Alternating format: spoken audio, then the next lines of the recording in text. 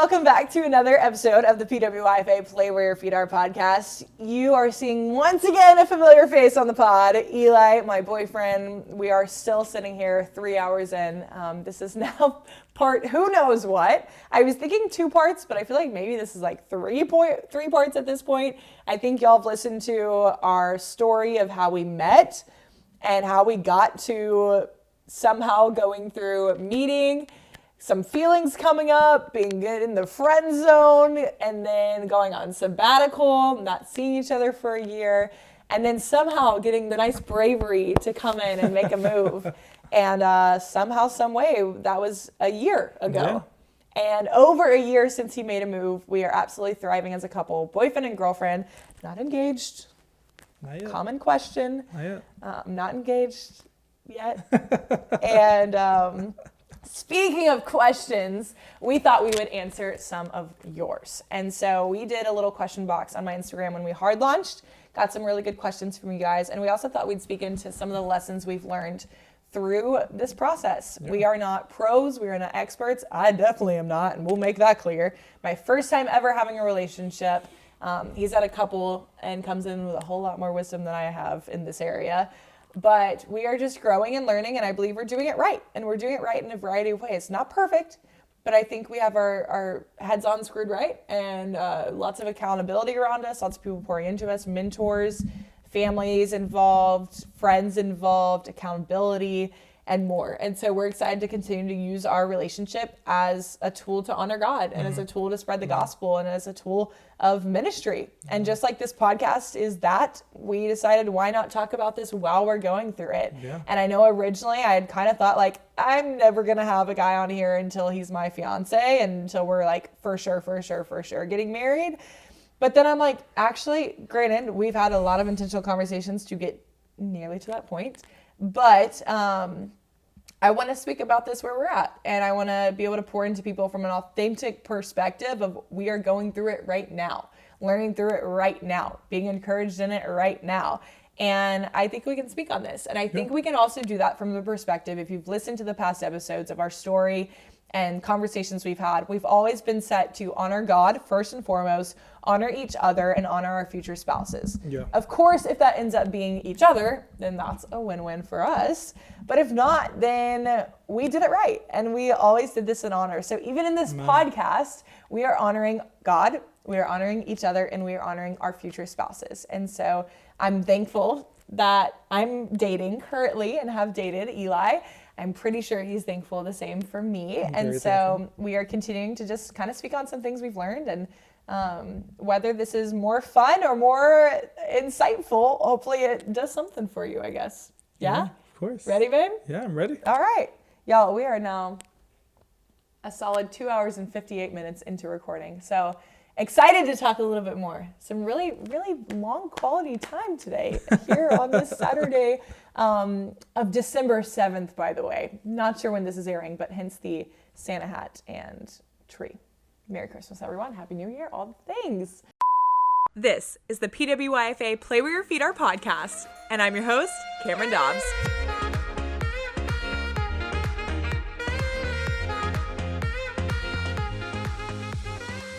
Well, we want to go into it. So in our past episode, one of our number one questions we got was from our friend Sasha. She said, tell us the whole story in depth, spare no detail that people want to know. Sasha, we did just that and probably more. Yeah. Talked for a really long time, gave you all the details for the most part. Mm-hmm. And so hopefully you guys enjoyed that. But a couple of our questions we have, and I might even have these on my phone. That might make it a little easier to look at them. Beautiful, I do. Okay, so we're going to both answer these, of course, together and individually. This is fun. I'm excited about this.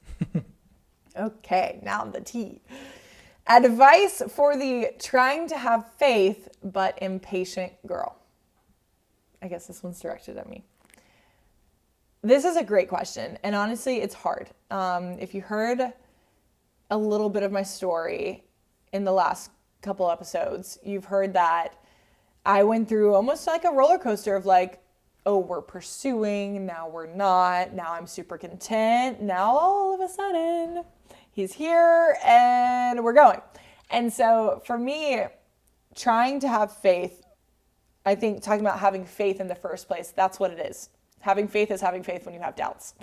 Having faith, that's the whole point of having faith, is because it's not easy. So I think it's easy to have faith when everything's great and good and you see it in front of you and it's happening and there's progress. But when nothing's happening and you actually have to trust God, that's where faith comes into play. And so as maybe cut and dry as that sounds, it's like, how do you have faith? Or what's your advice for the trying to have faith but impatient girl? Keep waiting. Keep being patient. In fact, I was going to share this later in one of the lessons, but Pastor Jonathan Pokluda says, I'm going to butcher it. Let me pull it up. Don't lower your standards, lengthen your patience. Like you just have to keep waiting, knowing that the wait is worth it. Yeah. And in that too, you have to surrender to God. That was the only reason we're literally here today, was because I fully surrendered to God. Everything. Not him, but a relationship, period. The fact that maybe marriage, maybe kids, like I surrendered it all to God. And in turn, I was blessed because of it. And I'm not saying that's going to be everyone's story either, because I think everyone has a different story. Like you'll have, like us, the maybe cliche story of when you least expect it. But then there are other stories that are totally different from that too. So I think if you're just trying to have faith but impatient, I think pour yourself into playing where your feet are. I think whatever position you're in now, run with that. Take advantage of that. Serve more in church. Really get involved in leading a small group. Really find your girls that are around you and build those relationships.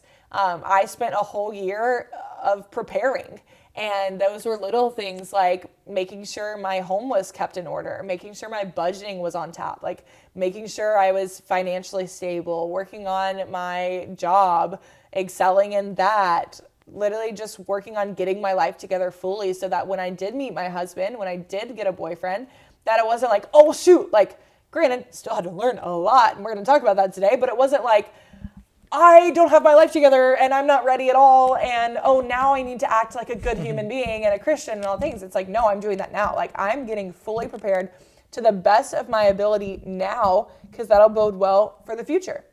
And so I think I always look at Proverbs 31. Like every single time I look at Proverbs 39, 39, where'd that come from? 31, the wife of noble character. And you think of that and you're like, oh, wife, that's the goal. I want to be the wife of noble character. That's me. Okay, so look at how to be a wife of noble character. You can be those traits now. You look at the scripture and it's, she serves, she goes, she finds, she makes, this girl's working, she's grinding, she's providing for her family, she's not sitting around doing nothing. And certainly out of all those verbs in those however many verses in Proverbs 31, you never see the word waits. Like she's not just waiting around, like waiting for her Prince Charming to come around the corner and whisk her away. Like she's grinding. Granted, she's the wife, so she's already married in that season. But still, if we're trying to act like the wife of noble character, even before we're a wife, let's get those traits on us now. Let's go after that now. So I think don't waste today waiting for tomorrow. Don't waste today being like, oh, tomorrow, then I'll finally start acting like this. Then I'll get my life together. Like when I start dating someone, oh, then I should probably start learning more about marriage or learning more about how to be a good wife. It's like, no, do that now. Why not do that now? It's going to bode well. Either you're going to make yourself become your best self. You're either going to become your best self and thrive as a single person, or you're going to become your best self. And when some amazing guy comes alongside you, you get to present to him your best self at that moment. Not to say you're not going to grow and become better, but at that moment, it will be your best self. And so I think that's a great gift you can give your future husband, knowing that you've already worked on yourself, you already matured yourself to the best of your ability. You did it all you could do to be great up until that point. And so I think it's almost to a sense where I think you can distract yourself with becoming better. You can distract yourself with, you alter your focus. You put your focus on God, on how your relationship with him can be. And from there, see how it can flood into friendships and your life and so much more. Yeah? Yeah. Yeah. Cool. Alrighty. Question number 2. All right, I'll let you take the lead on this one. Both red and green flags to look out for in the talking stages. So when you're just kind of evaluating each other before maybe you're official, what are some red and green flags to look out for? Yeah, I mean, funny enough, before we started recording this podcast, we were talking about how, I saw a few things that I wasn't a big fan of a couple people that were Oh, I thought you were about to on say me. said date. And yeah, definitely saw, I guess, some red flags and obviously have my own green flags. But yeah, I think some green flags. Let's start with the good. I guess some green flags would probably be obviously who they surround themselves with is very, very important. I think that's something that we talked about, like, and I probably mentioned it earlier in the podcast about how, you know, I can tell who you are by the people you hang out with. And Yeah. I think that's super pivotal. Show me your friends and I'll show you your future. Yeah, I think, yeah, is there holy talk? Is there, like, what's the topic of conversation when you guys hang out? Like, what's going on, you know? Like, I think that's very pivotal. I think that's something right away that I knew about you that I was like, oh, she's there's a standard there that she holds herself up to, and it's a high one. And it's, you know, how you talk about other people, right? And I think that's something that's very important for me. Like, we're not out here talking about other people, talking about their mess. Like, nope, we don't do that. We don't, that's not something that we do. We build each other up. And I think that's very important. Obviously, it's definitely a green flag. You know, how they are, you know, with their friends and what they're talking about, topic of conversation. So that's really good. And I would say a red flag is, and this is from the guy's perspective, not the obviously girl's perspective, but I'm saying it from the form of, like, if I see another male and they're not being a gentleman, and I'm just like right away, like, you know, I mean, it can be as small as, like, you know, opening the door and you're just if they're just kind of like, I don't know, being messy and just like, you know, I don't know, just going through the door and not opening the door. It's like, okay, it's like, okay, that's one thing. It's like, I hold myself up to that standard. And, you know, I'm a Texas guy, so we treat our women with respect there, and, you know, that's how we get stuff done. But yeah, just simple things like that. I wouldn't necessarily say it's a terrible red flag. It's just like, you know, little things like that I feel like girls take note of. You know, they want to be treated with respect. That's also the bare minimum. So it's like, exactly. So again, I mean, you don't want to, I mean, Yeah. maybe some guys aren't necessarily thinking about all that and not being as intentional, but I'm pretty intentional when it comes to that. So Yes. I always tell you not to open your door, I'll open your door for you. Yeah. So just little things like that. And again, you know, to each their own. Maybe some girls are just like, well, I don't really care about all that, which is fine. But I guess maybe for me at first glance, and they're not, you know, I guess not being a gentleman is kind of like the basis for me. It's kind of like a red flag. But yeah, anything else? Want to go on that? Yeah, I like that. I think, I mean, green flags I saw in Eli were like on initial, we said talking stages. So I guess focusing more on talking stages were, I knew, like you said, like who he hung out with, but also like I knew he served very heavily in church. I knew, which I'm going to go into this because I think this is so important. Like, Sorry. it's like half laugh, half yawn. Words, English. And now I'm getting fired up. Wait, so before you Wait, what are you saying? Wait, before you go into there, can we do like a pause? Pause, time out. So are we answering every single question right now? Like every single one? Yeah, we can answer them quickly though. Okay, so I love you, but the first question, we spent like 10 minutes on it. We'll go quick. I know. But I'm just saying, We'll go quick. because I don't know where you I know, want me to I know. go, and I'm trying to speed up. So I'm like, No, I'm only we'll speeding go up because I was like, does she want me to speed up? Yes, we'll go Because quick. she went long. So I just want you to communicate with me so I know. I don't want you like to be like, yeah, you went like 10 minutes long. No. So I'm like, okay, I'm sorry. We're Yeah. good. We'll Okay, go quick. we're good. We'll Okay. make these, like, I just quick want to know where hitters. your head's at. That's it. Sorry. Quick intermission and. All right, back. Ready? Ready? Yeah. 3, 2, 1. Wow, what a beautiful moment of communication behind the scenes there. So we're going to continue in these quick hitters. And red and green flags. I would say green flag first and foremost, knowing where they're at in faith. Not saying you have to know anything in depth, but I knew that he served well. I was already friends with him before, so that worked out in our favor. But I don't think you should go and move forward without knowing where they're at in faith. Yeah. Like, so many people I feel like get into it and then find out more. And it's like, you should have just known this in the beginning. So that would be my green flag. Good. Major Nice. green flag. Nice. Don't rush me. Sorry, we're trying not to talk for 10 hours. And then red flag I think that's the opposite. Like I would make that the same. Like the red flag is the reverse. If they're not in their faith, like don't go forward in talking stages because you will catch feelings and then you're going to get in a pickle. And we don't need a pickle. Okay, cool. Next But I slide. do like Go. pickles. And pickleball. Sorry, scrolling. Signs he's really interested in you. Ooh, I'll take. Oh, that okay. One. I'll take that one. Signs he's really interested in you. Ladies, take notes. If he's really interested in you.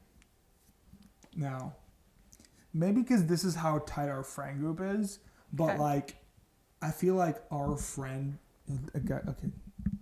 are really like. We're gonna go through these so fast, and it's like, And now I'm, here's like, the settling dynamics of down. our friend group. Okay, repeat the question one more time. Say it one more time. Signs he's really interested in you. Signs he's really into you. In all caps. Okay. Right off the bat, this is me. This is me coming from my perspective, and I feel like a girl could usually read it, but maybe they don't. But this is just me. I think one of the first times that I made it pretty obvious that I liked you, I think I paid for your meal or something like that. I think I instantly went to go pay for something, but it was I don't know how to describe it. It was almost like you gotta be smooth with it. You know what I'm saying? She's probably going up, and I'm and I kind of give her a tap or something. And I'm just oh no, that's on me. Okay. And it's almost kind of letting her know. Sure. Letting her know that I am there. Okay. And that's kind of should probably let you know, he went out of his way, kind of gave me a little Okay. Hey, Got it. a little Heisman moment Got you. there. You're good. You can keep going. Let her know that I'm going to pay for that meal, right? Okay. Sure. Again, there's other ways to do that, to where you're a friend, hey, just a friend, Mm-hmm. a friend motive. Yeah. But I feel for me, are you looking at me like that? Because I just have something to say. Oh my gosh. What do you have to say? Okay. Lean in. Oh my god. So that is most definitely a sign that he's interested in you. Don't get me wrong. But as someone who's been a champion of situationships, I've had many men pay for my meals, and I've had men pay for my meals for a year and all the things. And it wasn't, you're such a good friend, let me take this. It was confusing. So I think at the end of the day, you go into the major fact of relationships that everyone says of if he wanted to, he would. And he would make moves, but more than anything, if he's really interested in you, moves. yes, if he's really interested in you and you deserve it, / he deserves you, he will be a man that leads with clarity and removes confusion. And in turn communicates that. So yes, there are these hints to but say that's the thing. It's interest. not a hint. It's an intentional Yes. I did it in a way where I wasn't a friend Correct. type of way. But women still get very confused. And But that's why I make it intentional Yes, to good for job, you to babe. stand out. Really good Not job. in a way where I'm Really good oh, I'm job. just yeah, why are you paying for my meal? I was Correct. Give Yeah. it some more emotion in there. Right. Maybe looking at her eye a little bit, maybe give her a wink. I don't know if you're that confident. But all that Be a to little say, bold. you paid for my meal how many months in advance But before you you told knew me you liked me? No, but you Long time. knew exactly why I was doing it though. Yes, but 'Cause you again, knew I was but again, I think leaders most lead with clarity, remove Of confusion. course, So of girls, course. if you're being confused, don't be afraid either to ask questions and ask intentions and ask agendas. But if he's really interested in you, I think he will make it clear. If he wanted to, he would. If he wanted to, he would. Wanted to, he would. Yes. All right. Quick hitter, quick advice Quick, from your perspective, getting out of the friend zone / not being scared of rejection. Yeah, I think I reached a point again. I have nothing. You have nothing to lose. What was going to happen in that moment? I was either going to be let down easy and not easy, whatever it was. I think you just do it because, again, what's that famous quote? You miss 100% of the shots you don't take, right? Yeah. As funny as that sounds, honestly, it's kind of true. Very If true. you don't do anything, it's you kind of you're giving yourself the L without even having to actually take the L, right? Yeah. And I think you just go ahead and do it. I think there's sometimes where again, we were talking about this. It's you're kind of taking out all the cringe, right? With just having that one bold move, and it's okay, cool, I did it. It wasn't that bad. I got rejected, and that's fine. I think everybody's kind of had some type of moment like that, and now you have more confidence to do it, right? And yeah, I think that comes with that. So, next one, so someone had asked, how did I know he was the one? A lot of people asked if we were engaged. So I think that was more so thinking we were engaged. We're not engaged, once again, beardy ring. But I'm going to answer this, and I think you should do the same, of like, how did you know? And this is almost like a a green flag in a sense, but like, how did you know this was worth pursuing? Mm-hmm. And I think for me, if you heard our full story, I think I had a moment with God where I was like, I can see God being so much in this that it came to a point to where I was like, I'd be dumb to not at least just see what would happen. Mm-hmm. Like, I was just very genuinely curious to see how God was moving through this. Mm-hmm. And I didn't want to miss out on what that might be. Well. And so I think that, again, if you're locked in with God and if you feel like it's a call and not saying like, God told me to pursue Eli. Mm-hmm. And like, even the dream didn't say, go date Eli. It was like, hey, maybe you should give him a chance. Mm-hmm. It wasn't saying marriage. It wasn't saying anything like that. It was just like, see what this is about. Yeah. And then to see like over time, like little God winks here and there and being like, I don't want to miss, like, and now the blessings we're receiving because of our relationship and how we're able to bless others, it's like, I'm still in this because this is still great, not just for us selfishly, but for other people, for the church, for ministry, for this business, like for so many, for our families, like so many different aspects where it's like, this is benefiting other people and it's much bigger than ourselves. Yeah. And that's why we view it with a weight, because it does matter. Wow. Yeah. Yeah, I think for me, just to piggyback off of you, like, I think that's, man, everything you just said was so good. I was thinking of a specific thought you said, and now I kind of lost it a little bit. You mentioned something. Has weight. I don't know what I just said. I literally, like, had your thought, and as you were saying it, I was saying it in my head. God, curiosity, blessing, blessed to be a blessing. Excited to see, like, so many God winks. God was so in it. Sorry, can you re-say the question again? Yeah. How did you know? Well, the question was, how did you know he was the one? But I reframed it as, like, what led you to thinking that this was worth going into? Yeah. Yeah, I think it goes into... You had said something about doing something together. I think it was like doing ministry this together. And, yeah. So, not going necessarily into that, but something that I knew was worth going into is your responses to everything that was happening right before I asked you to be my girlfriend. I think, again, the patience and the processing. I'm the opposite of Cameron. She processes, and I am a straight shooter. I will say it, and I was like, and I'm like, I'll get back to you in like 2 or 3 business days. I think that's something that I'm like, I really honor her and love about her, because she is slow to speak and slow to anger a lot of the times, and not that I'm not, but more so, she's more so than me, and I think there's little things that bother me more quickly than it would her. Mm-hmm. And she's like really good about telling me like, hey, like it was actually like the smallest thing. And I'm like, you're actually right. But like, let me be mad. And she like won't let me be mad. And I feel that's something that, again, that I saw way before then, but in a more obviously intimate setting now. Yeah. So I think that makes me like long for you. It's more of like attractive about you. It makes me be like, hey, you know what?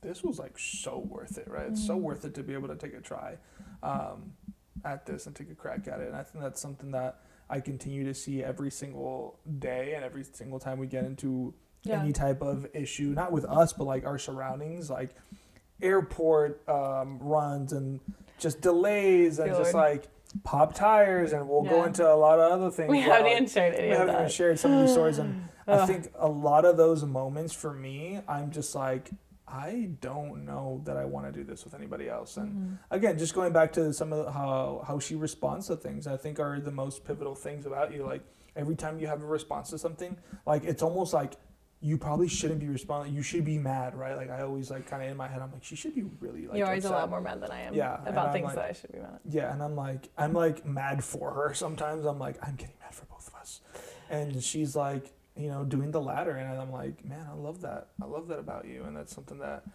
obviously I honor you for, and it's something that I look up to you about, and something that I'm like, man, like I gotta be more like that. And obviously being more like that is not necessarily be more like you, but be more like Jesus. So I think that's something that's very pivotal. So, yeah. Thanks, babe. Yeah. Next question. Quick hitters. We're going quick. As we go into 20-minute rants. As we keep going along. This is so hard. This is so hard. We just want to say all the things. Okay, this is actually my question I have. Nice. This is so you can go for 10 minutes now. This is no. This is gonna be really quick, actually. Yeah, for sure. Ow, listeners, you should be careful. Listeners. Anyway, before I was sassed there. This is a question I want to throw in. It's from We're Not Really Strangers, and I always loved it. And it's, what is love to you? And like really quick, not necessarily explanation. I used to always say, before I was in love, I was always like, oh, love is psychological safety. Like when you're so comfortable with someone, like you can say anything. That is the most you response ever. Like for people that don't know Cam, like that's like the most her response. Like anybody would not be confused, but oh yeah, sure, that's what. I don't know if you're dissing me right now or not. But not necessarily. You were about to say a little. No. You were about to say a little. You're like a little. Yeah. Actually, I am. No, but people would be like, cute. be like, oh yeah, that's Cameron. Like she thinks that way. But then again, now that you're gonna explain this type of love, then go ahead. Sorry. I love how I say it's psychological safety. And then you're like judging me for things. I'm not judging. It's like not at all a psychologically safe relationship whatsoever. It is. Calm down. Anyway, goodness, so many interruptions. I was trying to go fast here. I used to say psychological safety. Now I say grace. I think love to me is grace because, and I want to emphasize that you don't have to be in a relationship to see this, but we all know that marriage is a reflection of God's love for us. Mm-hmm. And so I think that we are not married. Obviously, we're taking steps to get to that point. And when you get into these conversations that are really hard and you say things that are revealing your past or things that you've never shared and are just deep things to your core that don't make you look good, and the other person is just like, okay, like, let's make sure that doesn't happen, or like, we'll correct that and move on, or whatever it might be. But just like, I love you. And then like, you move forward and you're like, wait, what? Like, you still want to be with me? That doesn't make sense, and the math does not math, and you're like, wait, that's how God is with us. The math doesn't make sense, like, ever, never. Like, we don't deserve any of this love, yet somehow he gives it to us. And so I think that I've just been able to see, like, love being so much of a form of grace that I had never felt before. Like, to be able to have so much non-judgment and so much just forgiveness and patience.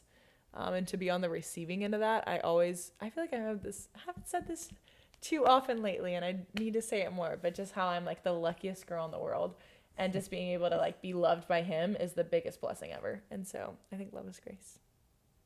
Love you. Your turn. What is love to you? What is love to me? I think we'll take this back all the way to 2018. And quick hitter answers. If Ben and Jelly are watching, we used to do this thing. It's called Dying for the Why. And we would obviously tie that into ministry, but even tying this into love, it's like, man, like dying to the why. What does that mean? Like, what are we sacrificing? What are we dying to? And I think that's kind of what love is. A lot of the times, like it's almost kind of like sacrificing a specific thing, and it's almost like, again, that's why I believe I'm so intentional, because I'm like, I want the person to know, like, man, I'm dying for the why right now. What is my why? Me being intentional to show you how much I care about going out of my way. Because I think a lot of people, you know, they have different types of dying for the why. Like, why are you dying for the why at your work? Like, I'm dying for the why because, like, man, like, you know what I'm saying? Like, it's like, I really love this thing, so this is what I'm dying for, to go get it. And I think that's kind of what it always reminds me of that. And I honestly have no idea why, but that's that little phrase, dying for the why. I know that's what is a great representation. I think it's the same thing like in ministry when I'm thinking about that, and can't even believe I'm obviously getting to say this on a podcast with somebody who I actually really love. So, dying for the why. Love you. Love you. Dying for the why. couple more questions, and then we'll go into some not life lessons we've learned through dating. Next one. This one's kind of a longer one because I got some context from the person that asked it. But it says, now that you have each other, do you still make sure you're moving in God's timing? Now that you have each other, do you still make sure you're moving in God's timing? And then some extra context here. It says, context for my question, LOL. When God answers a long requested prayer, it can be really tempting, even just in excitement, to rush ahead and want to move ahead at your own pace because it's yours, right? Like it's been given to you. He gave it to you. So how are you guys being intentional about still surrendering to God's timing and still enjoying every step of the process? Yeah, I'll go ahead and go right off the bat, just because I was actually talking about this with Paran and some of the guys and Giovanni. But man, I think it's, again, we always have all these plans and all this and that, the other, and how am I going to do this? How am I going to do that? And I think as soon as you have those thoughts, as soon as those thoughts come into your head, you're like, okay, one, I understand that I want to do this, that, and the other. I want to plan this way. I want to do that way. But then it's coming to the realization, it may not go my way. Yeah. This plan may not be how God wants it, and that has to be okay with you. Yeah. That has to be 1,000% okay with you, and you have to submit that to God the second you think about that. Like, I know that there's things that people are always asking you, that I was asking me about, engagement, and the other, and which is fine. People can ask whatever they want. But, and then you start kind of thinking and start like, oh my gosh, like, they're so right. Then it's like, okay, I'm having those thoughts, and now I'm quickly submitting them to God and making sure that, again, like, even though some of those things may come to pass, you got to always remember, like, it's on God's time. Like, you can say all the plans you want to make, but greater are his plans than ours. Many other plans in a person's life. And those are the things that I'm like so quick to think. As soon as I think it, I'm already like, God, I know this is what I want to do. I know this is where I want to be, and I understand that may not come in the order that I'm getting it at or that I want it at. And that has to be okay. And that as soon as you have that posture, I think that that's automatically a win for you and the other person. Because again, you're walking in God's timing, and you're just like kind of having that posture of always submitting it to Him. And I think that's the main thing when it comes to that, like that timing of like, yeah, it's yours, but is it really yours? Because even though God, quote unquote, gave it to you, it's always been His. Yeah. And it's in His timing. So I think as you remind yourself, like, yeah, you have people who hold you accountable, but you have to be able to remind yourself too. Again, as soon as you have those thoughts, getting them and being like, hey, cool, my plan is cool and all, but God's is way better than mine. Yeah, I think just briefly going off of that real quick is, like you mentioned, there's been some moments that we've kind of gotten stressed out with pressure. I think individually, like we had one conversation, I remember you brought up pressure, and then like shortly after we had another conversation that I brought up pressure, and when I brought it up, it was a lot of stress and a lot of fear and a lot of scared things. And, we get things that are thrown along of just, obviously we're doing this for a purpose. Like, we're not dating just to date. Our goal is marriage. And so, sometimes I get in my head about like, okay, like timing, like what's going on? What's coming next? Like, what should be the timing? And even fear about how long it's taking, I think, is something to surrender to God. It's like, it's one way or another. But being, we get people around us of pastors at VU that are like, Eli, when are you going to propose? When are you going to marry Cam? And like, people see me and call me Cam Castillo. And I'm like, not yet, guys. Thank you. Like, I appreciate the support and we're getting there, but like, not yet. And I think you just have to continue to, surrender and submit to God, and then just continue to talk to each other. I think it all goes back to communication too, and making sure we're on the same page. And as long as we're on the same page and we feel good and we're talking with God, and we are talking with God individually, and we're talking to our mentors, as long as we are just following God at the end of the day, like, we believe He will guide us, He will lead us, He will correct us, He will direct us, and we're just here to follow His plan. And so I think, just trying our best. Like, at the end of the day, we don't have answers to these questions. We're just trying to figure it out. But I think at the end of the day, if you just give it to God and surrender, I think that's a great point, babe. Like, just surrender to God, and it's not ours yet. It's not ours yet. Nothing's official yet. Nothing's final yet. We're playing the long game, but is the job finished? Job not finished. Job's not finished. So that's a great question, though. Last question that was submitted was, how do you stay pure in an environment that's not conducive to purity?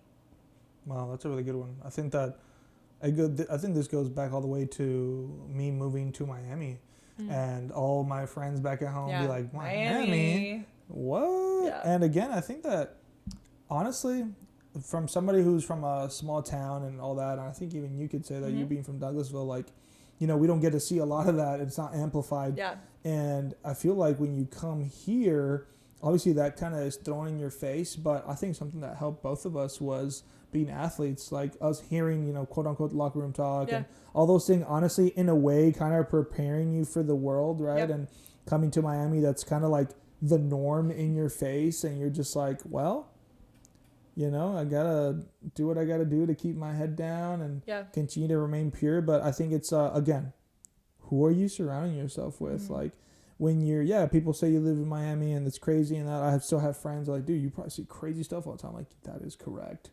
I have seen some crazy stuff. I have worked in environments where I'm like, there is no way this is actually happening right now. Like, I'm probably dreaming. If I were to tell you these said stories, you'd probably be like, there's no way. We want to put them on the podcast. They're too OC. Yeah. But, it's a little crazy. But again, being able to surround yourself with people is so important. I think our community at VU is so special that we kind of, again, we want to stay accountable, but again, there's only so much that those people who hold ourselves accountable, if we're not doing the work by ourselves, and this is even to address things in my life personally, if I'm not addressing things in myself, like how can I remain pure for Cameron, for myself, if I'm not looking at the stuff that, you know, I struggle with, then how the heck am I be able to even take care of somebody or even remotely try to lead somebody to be pure? And I think it's taking ownership with your friends. And is everything okay? I think my mic died. Is your mic dead? Or something. Mic situations. Oh. We're sharing from now on. Oh, yours is still going. It is, right? Part of me fears that all of this is going to be like you can't hear it. Why? But no, just because the devil is a liar, and I'm just like, I mean, it's still going. Like, we're still recording and everything. Yeah. But I could just see it happening to where it's like, for some odd reason, like camera angles and everything. No, not even that. Just like for some odd reason, like it just doesn't go all the way through. Devil, but we're get gonna behind hope that's not us. True. Okay, keep going. So I was mentioning, not just seeking accountability, but holding yourself accountable, right? And I think that's going to those specific struggles and seeing yourself through them, but also, again, you go to the people that are closest to you, and you look those things in the eye, and you try to maintain purity. Obviously, sorry, I totally blanked. I blanked from the past two other sentences. I was literally going. So I was going somewhere, and then the mic died, and now I'm just like, well, now I don't remember what I said. Well, sorry, babe. Of course, the devil would come and distract us here, because it's like the classic old line of the devil will do everything he can to get you in bed before marriage and out of bed in marriage. And so it's just like, here's two people that are actually following God, both virgins, still pursuing purity, waiting till marriage, committed to doing that. So it's like, of course, naturally, the devil would be like, oh, Mike dies. Oh, who knows what else might happen. And I'm like, either way, this podcast is going up. One way or another. If we have all video fail, it's going to be audio only. Like, I don't know what's going to happen. If we have to re-record this one day, we'll re-record it one day. Like, this podcast is going up no matter what. So, devil, not today, Satan. And I was also going to say a great point that was really good, and I'm trying to remember right now. And I'm going to. I'm committed to knowing this. Boundaries would be one thing. Oh, I got it. Thanks, Jesus. So the verse that talks about if an eye is causing you to sin, gouge it out. If an arm is causing you to sin, cut it off. Like, it's better to do that than to fall into sin. And I think that's been talking about green flags. Dear Lord, I'm assuming it's okay if I share all this. Yeah. Okay. So, communication. I think that we have pretty good boundaries that we try our best to follow. We're not perfect in following them, though. to be honest. That's, again, why we have accountability. We approach accountability when we do good. We approach accountability when we do bad. We approach accountability when we need prayers, when we need help, when we need them to know when we're together, whatever it might be. We have accountability for a reason, and they're able to ask any questions. They're able to call us forward, call us to a higher standard. They're able to call us out, like whatever they need. At any point in our relationship, they can pour into us and ask the hard questions, and they're fantastic for that and keep us grounded. They also help reminding us about, we're not perfect, we're not gonna be, and we have grace in that, but it's all worth it in the end. And so to say all that, we have great boundaries, and that's been something that's been very important. If you've listened to our story from the beginning, when we were not even like dating yet, when we were not boyfriend and girlfriend yet, we had boundaries in place of different things. And one thing that was the biggest green flag whenever we were when we were going out, we weren't boyfriend and girlfriend yet, we were going out, was the first conversation we ever legit had about like physical boundaries. He led completely. And that was huge for me. Like when he led that conversation, I was like, wow, he came prepared. He had his list. It was, to be quite honest, stricter than I thought it was going to be. And I was like, wow, this is a man that actually values his own purity and my purity with that, and is here to honor God. And I was like, wow, beautiful, amazing. Furthermore, we go in our relationship, we continue dating, we're official, all the things, whatever. It's hard. It's not easy. We like each other a lot. We're attracted to each other a lot.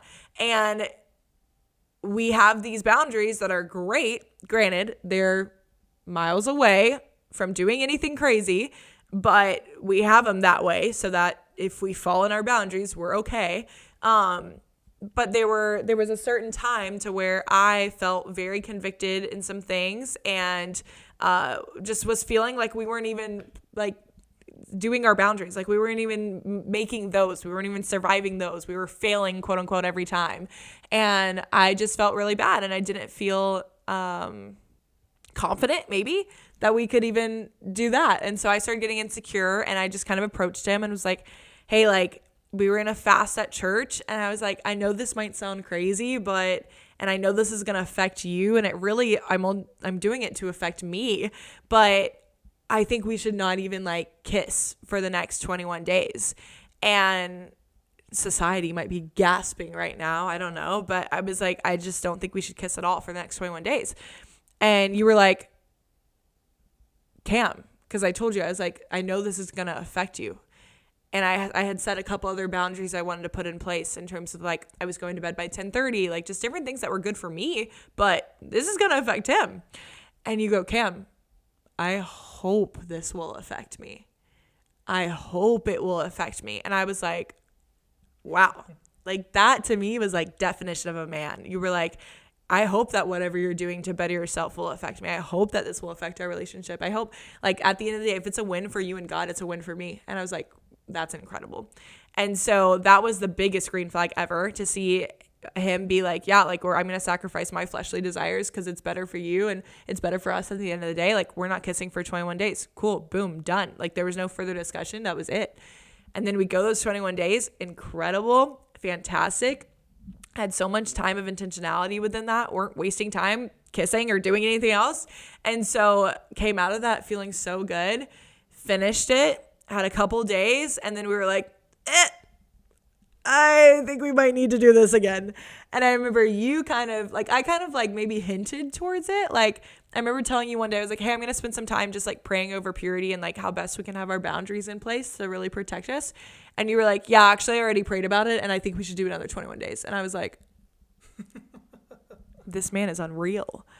And I just remember, like, you hear maybe stereotypical so much about just like men and guys and what they think and all the things. And like, again, to have someone that is so like, whether you say every time like, well, men are wired differently or whatever, it's like, okay, well, here's a man right now that pretty sure he thinks I'm attractive, pretty sure that would be fun in the future to do.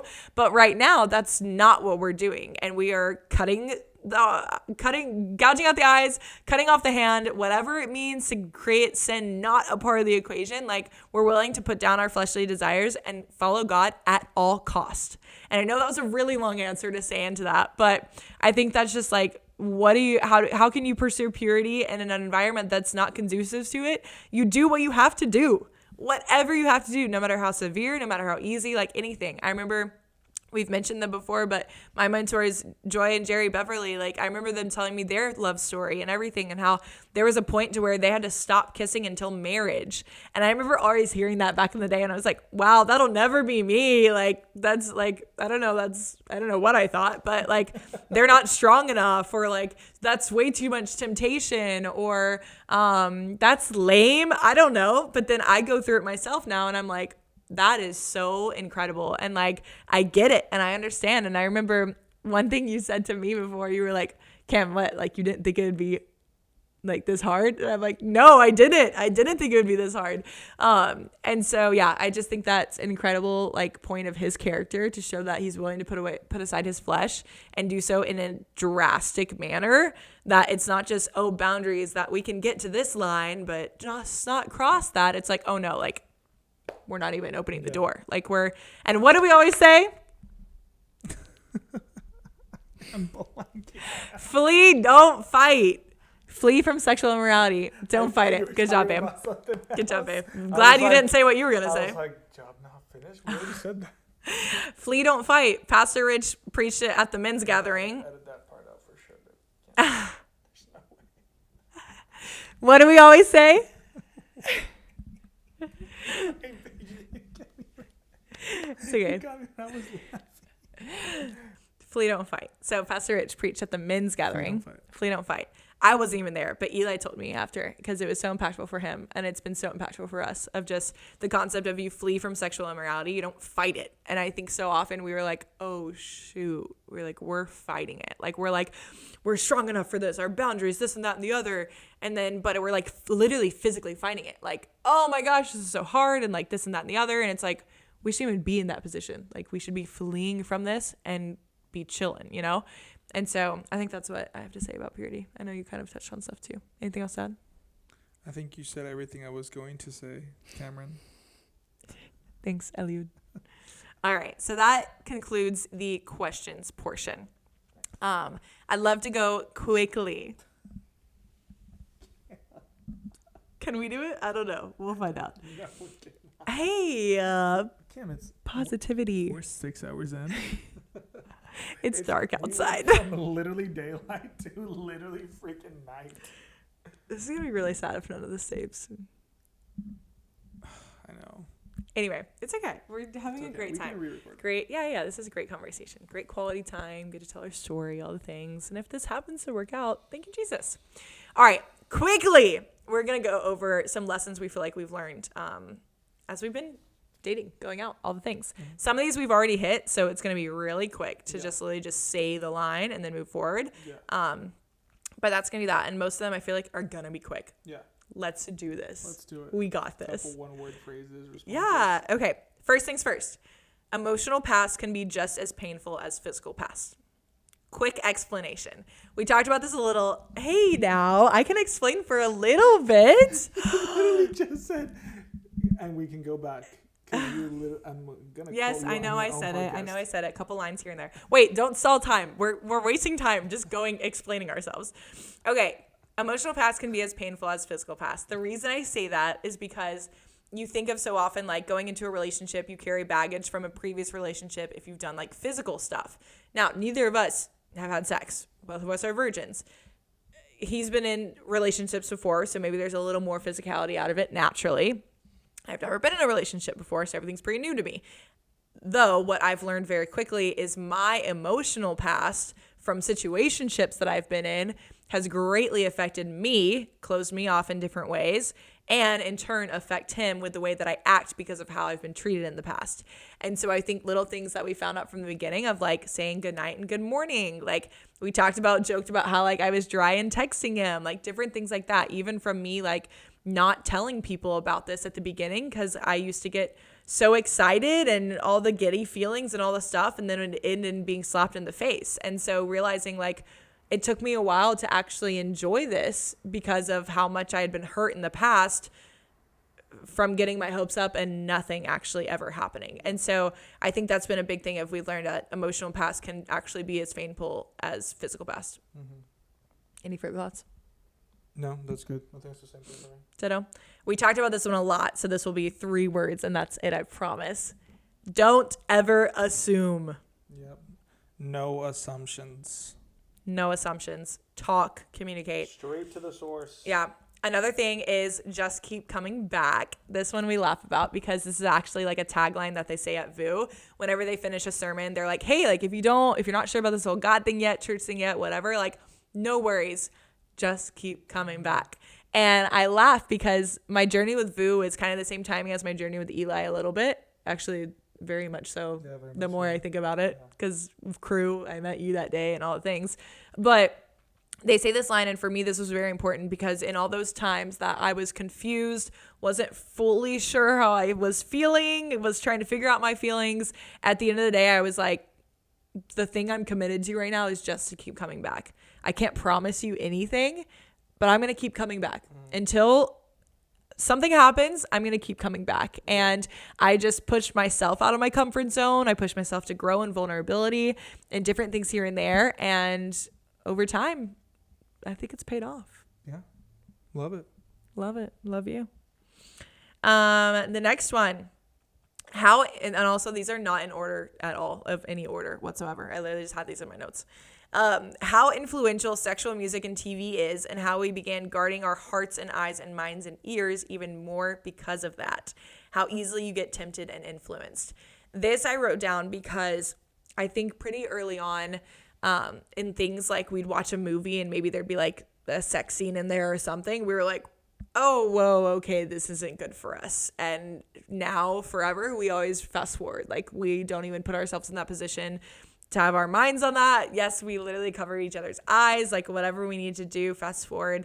And then even like, I don't know, I think of in the past, like I'll be with, before I was even in a relationship, like I'd be with girls and we'd be playing some like, I don't know, old throwback song that's whatever and fun and you think it's good and it's a good beat and all this stuff, and then like I'll listen to that same song in the car with Eli and I'm like, oh shoot, I should not be listening with you right now. And like, I don't know, it just puts things in perspective, how much that music and movies and things you consume influences your mind. Yep. And I'm like, the words that I'm singing in this lyric right now, and I'm singing it now around you, I'm like, I should not be saying this out loud, and I should not be having my mind full of this, because it does affect you. It does put these images in your mind. It does put these thoughts in your mind. And then now, quite seriously, like when you have a person to attach it to, you're like, oh yeah, no, I can't be doing that. And I think that's been something really good on the topic of purity too, that we've drawn a boundary with as well. And I feel like we've done that very unintentionally. Like we were never like, okay, this is how we're going to handle this. We've just locked in and known like, oh yeah, that's not good. I agree with you. Okay. Cool. Good thing. If not, that'd be awkward. Yeah, love it. How important accountability is. We've touched on that several times, so I won't go into that. But how important that is, how everything is in God's timing. Pretty clear with our story. You hear us say, all of a sudden. That song has been like our story because everything has been all of a sudden. Next thing, we've touched on this a little bit. I'm going to go separate this actually into, one is the lyric of No Waste at the Altar that says, stumbling, but I'm coming. This I kind of relate to just keep coming back, where it's like, thank God you have patience and grace with me. Like I'm stumbling, Eli. I am struggling. I am failing a lot. I'm figuring this out. There was like, I feel like in the summer, there was a time period where it's like every week I just felt like, dang it, I messed up again. And it was just like learning curves and figuring out and going from a baby in this foreign stage of my life to then learning so much and how to communicate and what to communicate and when to communicate it and figuring out how we both function and knowing like, hey babe, like I'm stumbling, but I'm coming, I promise, like just wait on me. And you did. And here we are a year later from you making a move, which is so amazing. So stumbling, but I'm coming, I love. And then how much a relationship actually makes your faith stronger because you get to truly experience more of God's relationship with you. Once again, I want to be clear that like you don't have to be in a relationship to experience God's love or anything like that. Like you can totally be single.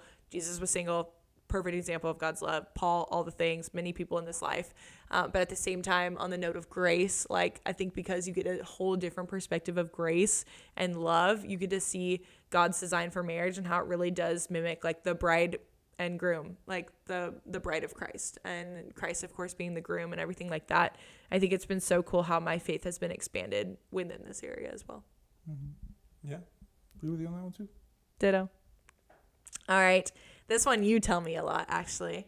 Don't keep score, good or bad.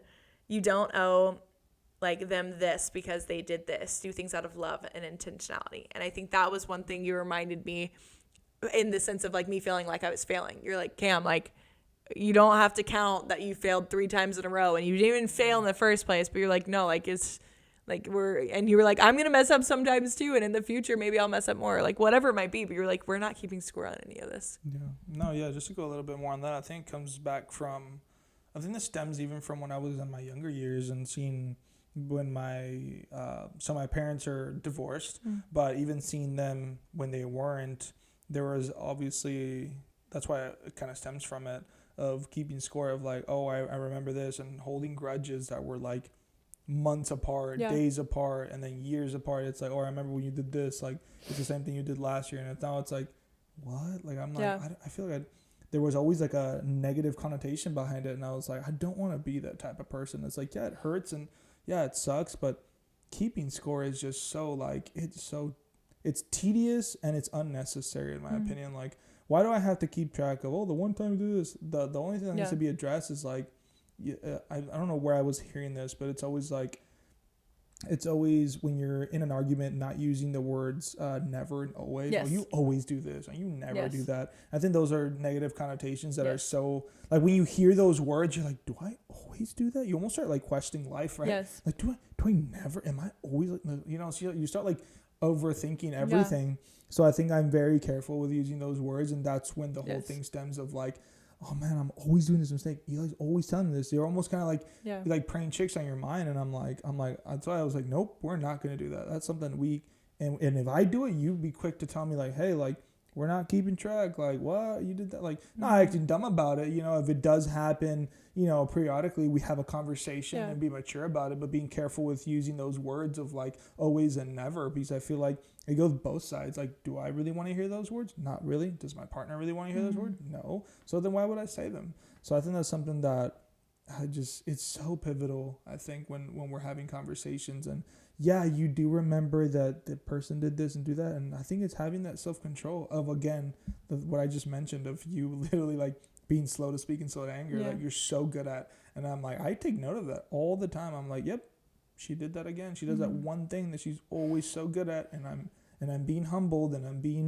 getting better at it because, you're such a great example of that. So yeah, I think that's one of the biggest reasons why. So, yeah. That's good. I love that. Excuse me, as my phone went black here. I have to pull them back up. Okay, a couple of these are pretty quick here. So there's purity and curiosity. That's one thing we had said early on. That's one thing I said early on, and that actually impacted you a lot. And I'll let you speak to that a little bit too. But the reason why I said that is because this was actually in a conversation that I think you had called me naive. And that like stung a little bit, and we talked through it, and I was like, I understand that I am, and I don't know a lot. But I remember coming back at you a little bit and being like, but why do you love me most? Like, you say it all the time, you love me because I'm so pure. And like, I understand I don't know some things, and maybe I should know a couple more things or be aware of the world in some different ways. And maybe I was sheltered or who knows what. But I was like, I don't think I need to know everything. And actually, I really don't want to. And like, even at that time in our relationships, I was like, I don't even necessarily always want to ask every question. I don't necessarily need to know every single thing. And there's purity and curiosity. There's purity in not knowing things. And so that's what I had said. And I think we've remained that to be kind of in our boundaries of just like, hey, there's purity in not knowing everything, and not knowing whether it's what things look like or how things feel or whatever it might be. It's just like, there's purity in not knowing. We can keep some things hidden until future. Yeah, I think it's coming again to time and place of things. Like, just to give a quick example of, again, we're not married, so one with the futuristic things, it's to keep us from getting to a place where we don't need to be at. Some people will probably go about the perspective of sex, right? And they're like, oh, like, you guys aren't married and you guys don't live together, but so that means you're like, why is that? Why is this? And it's like, oh, because we have the boundary of not doing that, because again, we're not married. But it's also like, there's purity in that. am I curious about some of the things that I want to find out as the male species? Yeah, for sure. That God also designed. Yeah, like designed it, but also it's like it's in covenant, right? In covenant marriage. And I think that's a thing that you should be, you're curious about, but there's purity in that curiosity. Yes. Why am I doing that, right? There's an end goal. And other people might expand and be like, oh, well, how will you know if it be good? And da-da-da-da. It's like, well, I find out because I'm going to be married and I'm in covenant. And that's that's the goal of it, right? How are you going to be pure if all you're doing is wondering and trying to guess and trying to find out with every other girl? It's like, there's purity and curiosity. And we have our whole lives to figure it out. Yeah. So I think we'll be okay. Yeah. So I mean, it's pretty simple when it comes to that for us. Mm-hmm. So I think you can go many ways with purity. There's purity and curiosity, and there can be many. I feel like there's not a necessary like general way, but for the most part, it's pretty black and white for us. Yeah. I love that for us. That fires me up. Once again, accountability is huge. I have it written down twice and in all caps this time for a reason. Next up, no secrets. No secrets, no secrets, no secrets. Volunteer info early. So on top of no secrets, I think that's something that I've grown to kind of figure out. And obviously you can take this with a grain of salt. Like there's discernment in this too. Like don't just volunteer, whatever when you shouldn't. But I think that was one thing that I was like, rather than waiting to tell him this, it's like I probably could have saved us some time, energy, and stress if I would have just volunteered this info early and not hidden it in a sense. So that's one thing that I've definitely learned a lot. We touched on this in one of the many episodes that this podcast has become. Whenever it aired, whatever part, is to ask the hard questions and do so early. With discernment, once again, with discernment. So take a grain of salt, whatever. But you guys know what we mean. Ask the hard questions and ask them early. Be intentional with your time. Mm-hmm. If something could cause you to break up, if you have a question and that question is A or B, and A means you're staying together and B means you're breaking up, why waste time dating, having fun, all the things when you're only going to end in breaking up at the end of the day when you could have asked that question all along? I do not understand that. So we have been very intentional with all the questions we've asked. And it's why delay discussing it? I say no need to get you into something that isn't for you in the first place. Mm-hmm. There's no need. Yeah. Literally no need. Moving on, we touched on this one as well. Back on the purity train. The man who is willing, I have this in all caps, the man who is willing to pursue purity at all costs, basically 42 days without kissing, cut off the hand, gouge out the eyes. If something is causing you to sin, get it out. We did just that. Huge green flag and major sign that they are ultimately honoring them. They hold their selves, their own purity at the highest of standards. They honor God above all fleshly desires, above making you quote unquote happy, whatever it might be. And that they're willing to do what it takes. And that will show in not just purity, but in life. Like, I know that you're willing to do what it takes to get the job done and do so in a way that's honoring God. And that's amazing, whether that's purity or anything else in life. We touched about this one too. Flee from sexual immorality or impurity. Don't fight it. Flee, don't fight. We say it all the time. Flee, don't fight. Shout out P. Rich. Shout out Eli for telling me what was said in the men's prayer gathering because I wasn't in the room. How hard it was going to be was a little unexpected for me. How easy singleness is and how much better at being single I felt. We've touched on that a little bit too, but just I had so many insecurities come up of the learning curve. I've touched on it time and time again, but I had no idea how hard it would be. Not on the fact that like it's hard to have a relationship or anything like that, but I was just really good at being single and how easy single is. And I think this will explain it best, because when I was single, I could have toxic traits, toxic habits, whatever. I could go about my day living in that, and I don't affect a soul. And I could come home, go to sleep, do the same thing the next morning. I'm good. No one notices. Now I have someone who I greatly affect by what I do, how I act, what I say, the mood I'm in, the person, like whatever it might be. And so just little things even like that, to where it's like, dang it, like I'm forced to be a better human being because you call me to a higher standard. Like you see the ins and outs of me, you see the depths of my soul, and you're not afraid to call it out and speak up to it and call me to a higher standard and know when things are wrong with me. and know when things are right and know what's good for me and what's bad for me. And you're not just going to be my cheerleader. You're going to correct me when I need to be corrected. And that's what a man is. He's not just here to support you and blah, blah, blah, blah, blah. Like, especially for any independent woman listening, he's here to put you in your place when he needs to. And that's honestly ends up being the most attractive thing ever, when the man actually challenges you and tells you what's up and actually leads like he should. And that's what you do so well. And I honor you all the time for doing that, because it makes me feel like even more confident, which is almost like a backwards thing. It's like, why would you think that like being called out makes you feel confident? But it's like, no, because he makes me better, and he respects me so much. It's like God, like, again, not that he's like God, whatever, but again, you see the dynamic of God loves you so much. He will meet you where you're at, but he loves you even more that he's not going to let you stay there. Yeah. Same thing with Eli and me. Like, he loves me so much that he will give me patience. He will give me grace. He will let me get there, but he's not going to let me stay there. He's going to push me to get better, get me more vulnerable, whatever it might be. And I love that. So I never thought it would be this hard. Never thought I'd have to grow and change as much as I have needed to. But grateful that you've met me where I'm at, and grateful that you make me better. Love you. Love you. Wow, we're rolling now. Cool. 2 more, and they're just quotes that I love. So the first one, the bait you catch them with is the bait you keep them with. One more time. The bait you catch them with is the bait you keep them with. Pastor Jonathan Pokluda always says this, and it's the perfect example. For example, is if a man is lusting after you, he's seeing you post bikini pictures online, that's the bait you caught him with, then you better hope that you look like that when you're 70 years old, because that's how you're going to have to keep him. Same thing with us on the flip side. Like, I think we're so beautiful because we were friends, and we caught each other by being genuinely ourselves. Yeah. And having fun together and trash talking and just not having any agenda. Like, as much as we say, yeah, things happened, whatever, like, we never had an agenda when we were hanging out. We were just generally there to have fun. We enjoyed each other's company. And I think we can do that when we're 70 years old. I think we can keep that up. And so I'm just grateful that I didn't catch you by any other means. And I'm grateful that you didn't catch me by any other means either. Yeah. So the bait you catch them with is the bait you keep them with. Amen. And I think that speaks a lot to individuals. So one way or another, if you are throwing out bait, you better be careful what you're throwing out.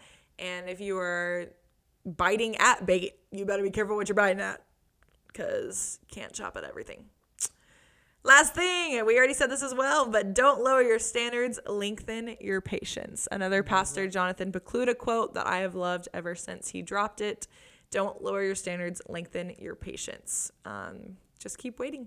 Yeah. It's always worth it when you wait on God. Doesn't mean he's going to give you what you want, but I'm pretty sure he's going to teach you something good within. Oh, yeah. So as we wrap up, any other lessons that you want to share that you've learned while we've been in this? Yeah, I was thinking about a quote that one of my late friends, he actually passed away this year. And I remember we were doing a relationship series, and I probably was about, I think it was 19, 20 years old, and we were doing a purity service. And it was like I didn't know what a purity service was, and I was like, what? It sounds like, I'm like, yeah, we're going to have one at the end of the month, and if you want to step up, we're going to have a ceremony, and basically you kind of like you're getting baptized, but obviously declaring your purity. Yeah. And I remember he said a quote. He said that you are ready for a relationship when you don't need a relationship. Yes. And I think that's obviously, I don't know if it's his quote personally. I'm pretty sure he got it from somewhere or whatever, but I think that's always stuck with me. Yeah. I think that's kind of what a lot of our lives and this past year before us getting into a relationship is that, man, we're ready for it when we didn't need it. I feel like I was like, you didn't need a relationship. I didn't really need one at all. I wasn't looking for one at all. I was like, I had a posture that was way different, and you had a posture that was way different, and then it was just like, man, like, then I came to think about it. I was like, you know what? I don't need this, but man, I think this may be good for me. And I think that's kind of what the similar, thoughts that you had. And you're like, man, I don't need this, but holy crap, it might make a lot of sense if we give it a try. So I think that's where I'm at with a lot of that when in the beginning stages, and something that has always been a little nugget of wisdom, and something that I tell the younger people or anybody who asks us. I was like, honestly, dude, you're like, they always, oh, when do you know you're ready? When do you know you're ready?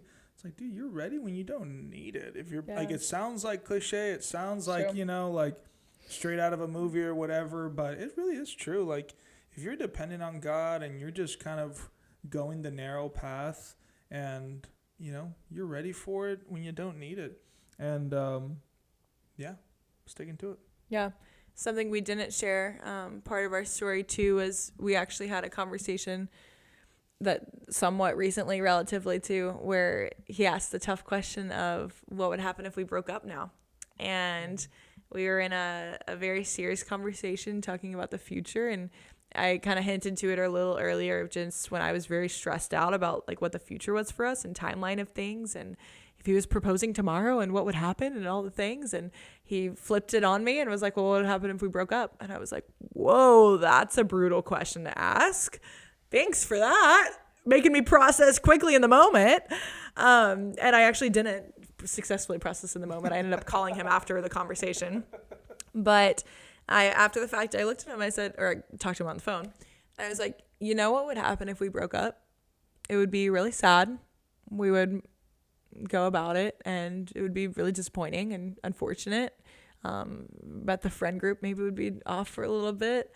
And then we would move on. And I said, you know what? I would probably go back to being my independent workaholic self and probably pour myself into work and everything there. And then you would probably get over it after a while, and you'd probably go find an incredible wife, and we would live our lives, and that would be that. And I said all that, but then I said, or if we stayed together, then I think we'd see an incredible blessing from God, because we've already seen it so far. And I think he will continue working great things through this. He will continue working great things through our individual lives as is, no matter what. But together, even just from the spiritual attacks we've received, I think we know how much this union can be a force for the kingdom and how much it is already. And so I'm like, look, I might have fears. I might be scared sometimes, but I'm in it. And I love you. And I'm excited to see God continue to work through this. And so we don't need it. We make each other better. But I think also if we didn't have each other, we'd probably have someone else to do that for us, whether it was a guy or a girl or whoever it was in our life. But we've said from day one, if we're not making each other better, there's no reason to be in this. And so 1 year later, still making each other better. So we're still in it. But I love you, and I'm so grateful you hopped on the pod today. Anything else you want to share? Yeah, that's about it. I love you so much. Well, I have 2 questions for you, and then we wrap officially, finally. Let's do it. 20 hours later. We've been sitting on this couch for five days now. Seriously, we had so many other things to do today, but it's okay. They're not going to happen. We're playing where our feet are. My car will just remain dirty. It's fine. No, I love you. I love you. Two questions we always ask on the pod, and I want to ask you the same question. So what does play where your feet are mean to you in terms of relationships specifically? Yeah, I think it's a little of what I just mentioned earlier about the quote, not needing a relationship, and that you're not ready for it, or that you're, sorry, I'm butchering my words, but that you're ready for a relationship until you don't need one. And I think that, again, like playing where your feet are, like where are you at right now with that? You know, you looking at yourself right now, and can you honestly say, am I like, do I just need a relationship because I'm craving it? Like, do I want it because I just need somebody by my side? Then you should probably take a good look at yourself in the mirror and be like, maybe you need to submit that to God right now and be like, hey, God, you know what? I have this desire, and that is not a bad desire at all. Yeah. I think we've all had that desire. Yeah. I think even before, even going into it, that was a nice desire to have. Like, we're almost kind of like, finally, like, is this maybe a person? Right? And that's not a bad desire. That's not what I'm saying. I think it's saying, like, submitting it to the Lord and just being really aware of that.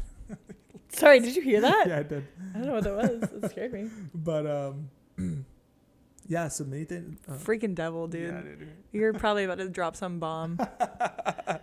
But yeah, I think playing where your feet are is like, what does that mean for you right now? What are your thoughts behind it when you're currently having that desire and submitting that to God? So it's like, where I'm at with that. And Yeah, I love it. All right, last question is for those who are wanting to play where their feet are, maybe those inspired maybe by this podcast, by how we conduct our relationship. What advice would you have for them to actually be able to do that? Because I think we can agree that this is all fine and dandy, but it's also easier said than done. So advice for them to actually get to a place of playing where their feet are. Yeah, I think it's a lot of what my good friend Edwin says a lot of the times. He is someone who's very present and be present in the moment. Like, don't be thinking about everything else. And that's exactly what play where your feet are is, right? Like, we don't think 3 steps ahead, 5, 10, or we don't look behind us to see all the steps we've taken. We think about the present and we think about where we're at. And if where you're at is what you got, then you work with what you got, right? And if being 10 steps ahead is where you got to be at, then you got to focus right in the present and be like, hey, I got to take care of I want to be over there. Yeah. And then if you ever want to glance and be like, hey, this is where I don't want to be or where I used to be, you just take a quick little peek behind you. Like, hey, I was over there, but I'm not anymore. I'm right here playing where my feet are at. And just taking advantage of that moment. And honestly, being grateful because, tomorrow is a new day. It's a new beginning. And that's what it is for I think for everyone. But I think, once you think about it, then you're like, man, I'm really not, in those days anymore. I'm here in the present, and you look forward to it. But I think that's all starts with, having that perspective and, again, quote unquote, playing where your feet are. Yeah, and so much of it too, I just think of it, not even talking about relationships, but then just applying the same verbiage to relationships is, we talk about how playing where your feet are, you don't miss what God has for you in the current moment. And I think for us right now, it's like, yes, is marriage the end goal? Yes, but like, God has stuff for us now as quote unquote single people, not engaged, not married yet people. God has stuff for us now, and God's going to use us individually now as we're dating. And I think one of those ways that we're playing where our feet are is doing these podcasts. And it's, we're using our single perspective, our single seasons to hopefully reach out to people. And we're not declaring once again that we are the pros whatsoever. But we are declaring that we have a pretty amazing God that has given us a lot of blessings, and a lot of those blessings have come in great people and community around us that have taught us these things and that have encouraged us and called us higher. And I'm grateful for you and for everything in our relationship. And I won't get all mushy-gushy on the pod, but I'm also grateful that you hopped on the pod today. So for those that maybe there's guys listening, I don't know, and they're inspired by you, or like, how the heck is he pursuing purity, or how does he have these desires in his mind that are actually God's design and not fleshly desires, or who knows what they're thinking. Is there a way that people can connect with you or follow you or see the great little stories you post on Instagram or whatever it might be? Yeah, so social media, I have Instagram, Eli Castle 8. But if you want to come see me in person, I serve at the Design District here in Miami. We call it the VU Design District, right? Our building. But yeah, me and Cam serve there in person. She's in the resource corner. I love to do anything operations or anything where my location pastor, Jefferson, shout out Jefferson, wherever he needs me at. But yeah, you can find me there. We can do a little VU on the move, have a little lunch or anything afterwards. But yeah, we're always there. We're always serving. But yeah. I love it. Yes, come find us at VU. We would love to have you guys forever and always. You can find us, of course, on Instagram as well, at playwhereyourfeetar, or go to playwhereyourfeetar.com for all info on everything we're up to, whether it's podcasts, books, merch, camps, clinics, retreats, all the things we got going on. So much more than just a pod. But thankful for you guys for listening to all 27 parts of our story and advice and lessons. And I don't know how I'm going to end up editing this. And honestly, I'm praying to God that this just works out, because technology is not always our friend. And Satan is a devil, and the devil is Satan, and they're constantly fighting against us. So, maybe this will be the piece that's edited and put out, and maybe we have to do this again. But either way, I'm grateful for the time with you, and I'm grateful for the time that we spent sharing on this topic. I think it's so needed. And I was thinking while you were talking too, last thing I'll say, and then I'll give the floor to you one more time, but VU's theme of going into VUCon next year is dying to be different. And I just hear the words that you say, and I hear how we conduct ourselves, and we are different, and we are dying to be different, and dying to your why. That's what you said? Dying for the why. Dying for the why. Dying for the why, and cutting things off and doing whatever it takes. And I think of this, it's like this desperation that we are, again, you're dying to yourself. You're dying to be different. And again, we're doing so. We're former athletes. Like, we're fired up to do so. And so we are dying to be different. And if you listen to this and you're like, wow, that's weird, or like, that's crazy, or that's not what society, I'm like, good, high five to us. We did our job accomplished. Like, if we look different than what you hear about dating, or even what you hear about Christian dating, I'm happy. The other night, I was at church talking to a girl that was serving with me on my team. And we were talking, and I was talking about, got to the conversation how design district is kind of in the middle for us. And so he goes up north and I go south, and we meet at DD in the middle. And she goes, oh, you don't live with your boyfriend? And I'm like, I go, no, I don't live with my boyfriend. That won't happen until we're married. And I moved on. But I was like, you're serving at church, and no, whatever to her. But I hope we are different, and I hope we forever be different. And I hope we look different to society, and I hope we do things different, because at the end of the day, I know that's honoring God. And I'm so thankful for someone that's willing to do it with me, and put fleshly desires down, and also to,